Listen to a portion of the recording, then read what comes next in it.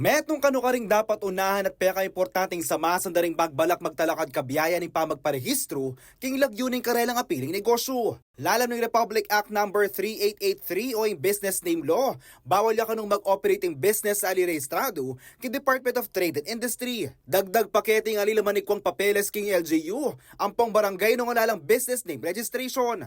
Base kang business name law, ne, illegal talagang gagamit kang business name na ali-registered o ali-rehistrado kang Department of Trade and Industry.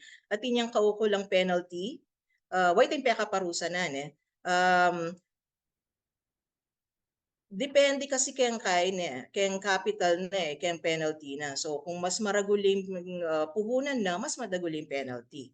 And ka pwedeng kalupanan nito sinabi ko na din kung aya ka registered na business name, ala kang registered na business name, ka pwedeng mag-proceed keng BIR, keng barangay permit, keng mayor's permit.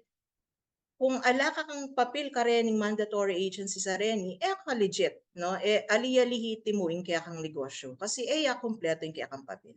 Layo na mo rin ng business name registration ning aiwasan ni mika parehong lagyula ring negosyo. Dapat unique ya, alayang kalupa. Kasi pa chemig rehistro kang business name kang DTI, i-check mi yan i-verify mi ya. Kung itabang lagyo, burimong lagyo na ning negosyo mo, alaya bang kalagyo? Alabang minuna kaya kami rehistrong makanita. Dapat unique ya. Masagli mo kano'y proseso na ni pamagrehistro king DTI, lakwas ngening pwede na mo rin ng online registration. Kimpa magparehistrong business name, mas na mo kasaguli. Nakakailangan mag-fixer, nakakailangan kung nanunanong arti-arti na, online registration niya, yung business name. Gang no ka rin ka, gang nanupang oras, pwede kang magrehistrong business name, uling ating tamong online registration system. Samantala, king datos sa ni Department of Trade and Industry Central Luzon, mita sa yung bilang daring may pagrehistrong business niti milabasa na banuang 2023, kumpara niya 2022.